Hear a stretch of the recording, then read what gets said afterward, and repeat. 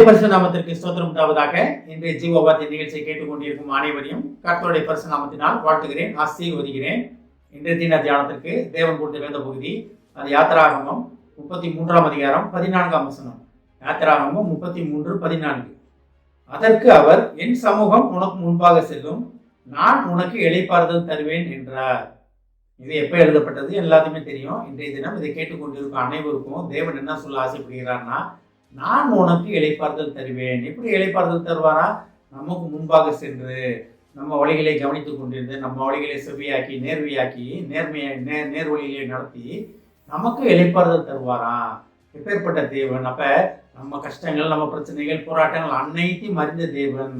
அதனால தான் சொல்றாரு, நீங்க இளைப்பாருங்க, உங்க போராட்டத்துங்க நான் சுமப்பேன், உங்க கஷ்டங்களை நான் சுமப்பேன். இது பழைய ஏற்பாட்டில் சொல்லப்பட்ட காரியம்.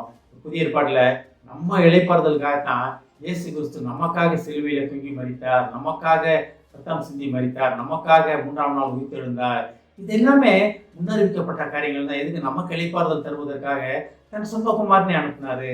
நம்ம பாருங்க, அதுல நமக்கு இளைப்பாறுதல் தருவதற்காக தேவன் காத்து கொண்டிருக்கிறார். நம்ம அதை புரிஞ்சுக்கிறோமா? தேவ சமூகத்துல தான் இளைப்பாறுதல் இருக்கு, தேவனுடைய பாதத்துல தான் நமக்கு விடுதலை கிடைக்குது அப்படின்னு நம்ம உணர்கிறோமா? நம்ம உணர்றதுனால தான் நமக்கு இவ்வளவு போராட்டங்கள். இல்லை பாருங்க, என் சமூகம் உனக்கு முன்பாக செல்லும். அப்ப தேவன் நமக்கு முன்பாக சென்று நம்ம வழிகளை செவிப்படுத்துகிற தேவன். நான் முன் சென்று வழிகளை செவியாக்குவேன், கோணலானவைகளை நேராக்குவேன். எவ்வளோ படிக்கிறோம் நம்ம அதை பத்தி. அப்ப தேவன் நமக்கு முன்பாகவே இருக்கிறார், சென்று கொண்டிருக்கிறார். இந்த செகண்ட்லயும் நீங்க இதை கேட்டுக்கொண்டிருக்கிற நேரத்துல தேவன் முன்பாகவே நின்று கொண்டிருக்கிறார். ஒருவேளை நம்ம ஆவிக்குரிய கண்கள் திறக்கப்பட்டா தேவன் நம்ம முன்பாக நின்று கொண்டிருப்பதை நம்மளால உணர முடியும், பார்க்க முடியும். ஆவிக்குரிய கண்கள் நமக்கு இன்னும் திறக்கப்படாதனால்தான் நமக்கு உள்ள போராட்டங்கள், ஆவிக்குரிய எண்ணங்கள், ஆவிக்குரிய சிந்தனைகள் நமக்கு வேண்டும். தேவன் நம்மளோட தாங்க இருக்காரு. தேவன் நம்மளை விட்டு விலகுகிற தேவன் கிடையாதுங்க. நம்ம தான் தேவனை விட்டு விலகி விடுகிறோம், நம்ம தான் தேவனை விட்டு ஓடி விடுகிறோம், நம்ம தான் சுய இச்சையில மாட்டிக்கொண்டு யாக்கோபுல பார்க்குறோம், அவன் தன் சுய இச்சையில மாட்டிக்கொண்டுகிறோம் அப்படின்னு. தேவன் சோதிக்கிற தேவன் கிடையாது. தேவன் எவ்வளோ கிருபையான வார்த்தைகள் பாருங்களீங்க.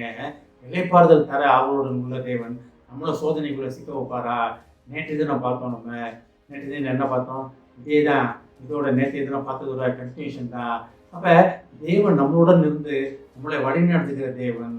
உலகத்தின் முடிவு பரியந்தம் சகல நாட்களிலும் உங்களுடனே இருப்பேன் வாக்கு கொடுத்த தேவன்.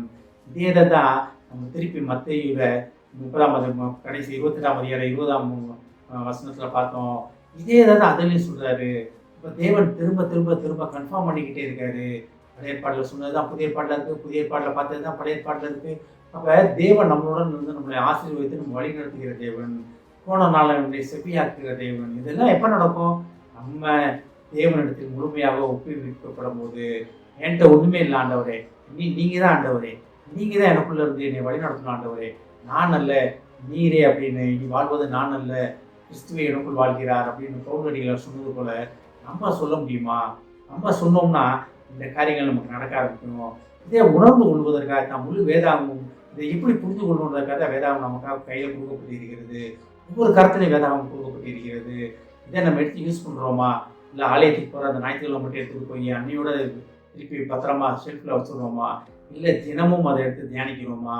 தினமும் தேவன் நம்மளோட அந்த வசனங்கள் மூலமாக பேச வல்லவராக இருக்கிறார். இதில் என்ன அழகாக இந்த வார்த்தையை சொல்லுது பார்த்தீங்கன்னாங்க, நான் உனக்கு, என் சமூகம் உனக்கு முன்பாக செல்லும், நான் உனக்கு இளைப்பாறுதல் தருவேன். அப்ப தேவன் ஒரு வாக்கு கொடுத்தாருன்னா அந்த வாக்கு மாறாதது. நமக்கு எல்லாமே தெரியும். தேவன் என் சமூகம் அப்படின்னு என்ன? தேவன் தான், ஆவியானவர் தான், இயேசு கிறிஸ்து தான். அப்ப அவங்க அவர் நமக்கு முன்பாக சென்று நமக்கு என்ன செய்யறாரா? இளைப்பாறுதல் தருவாராம், ஆறுதல் தருவாராம், ஆசீர்வதிப்பாராம். அப்ப தேவ ஆசீர்வாதத்தை கொடுப்பதற்காக தேவன் நம்ம முன் சென்று கொண்டே இருக்கிறார். நம்ம பின் சென்று அதை வாங்கிக் கொள்ள வேண்டிய பொறுப்பு தான் நமக்கு. பார்த்தீங்கன்னா ஒரு டீம் லீடர் பார்த்தீங்கன்னா அவர் முன்னால் வேலையை நடத்திக்கிட்டே இருப்பார். அவர் சொல்கிற காரியங்கள் செய்து தான் பின்னால் இருக்கவங்க செஞ்சுக்கிட்டு இருப்பாங்க. அப்போ பின்னால் இருக்கவங்களுக்கு பெரிய பொறுப்பே கிடையாது. இந்த டீம் லீடருக்கு தான் பொறுப்பு. ஒரு வாத்தியார் கிளாஸில் ஒரு டீச்சர்னா அவருக்கு தான் பொறுப்பு. அந்த கிளாஸில் இருக்க அத்தனை பிள்ளைகளும் பாஸ் ஆக வேண்டிய பொறுப்பு அவருக்கு தான் இருக்குது.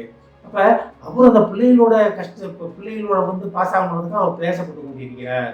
அவர் ஏதோ போனேன் அப்படின்னு கிடையாது. ஒரு சில வாத்தியார் இருக்கலாம், ஆனால் அது எல்லாத்தையும் கிடையாது. ஆனால் தேவனோட காரியம் என்னன்னா, நமக்கு முன் சென்று நம்ம வழிகளை செவைப்படுத்தி நமக்கு இளைப்பாறுதல் தருவதற்காக தேவன் காத்து கொண்டிருக்கிறார். நம்ம இன்னும் எவ்வளோ நாள் தேவனை காத்துக்கொள்ள வைக்க போகிறோம், காத்து கொண்டிருக்க வைக்க போகிறோம்? தேவ சமூகம் நம் முன்பாக இருக்கிறது என்பதை உணர்ந்து அதன்படி நடக்க நாம் ஆயத்தமாகும். ஜெபிப்போம். எங்களை அதிகமான அன்பின் பரலோக பிதாவே, நீர் உமது சமூகம் எங்களுக்கு முன்பாக சென்று எங்களுக்கு இளைப்பாறுதல் தரும் என்பதை நாங்கள் அறிந்து கொண்டோம் ஆண்டவரே. ஏசுதாவே, நீர் எங்களுக்கு இளைப்பாறுதல் தருவதற்காக, எங்களை ஆசீர்வதிப்பதற்காக நீர் எங்களுக்கு முன்பாக நின்று கொண்டிருக்கிறேன் என்பதற்காக நன்றி நன்றி நன்றி ஆண்டவரே. அதை உணரக்கூடிய உணர்வின் ஆவி எங்களுக்கு தாரும் ஆண்டவரே. கேட்டுக்கொண்டிருக்கும் ஒவ்வொருவரையும் ஆசீர்வதிக்கிறோம் அப்பா. ஒவ்வொரு குடும்பத்தையும் ஆசீர்வதிக்கிறோம் ஆண்டவரே. குடும்பத்தின் கையின் பிரயாசத்தை ஆசீர்வதிக்கிறோம் அப்பா. 110 100 பெருக உதேசம் ஆண்டவரே. தேவையில சந்தியும் ஆண்டவரை ஆசீர்வதிக்கிறோம் அப்பா. இயேசுவின் மூலமாய் கேட்கிறேன் நல்ல பிதாவே, ஆமென். கர்த்தர் உங்களை ஆசீர்வதிப்பாராக.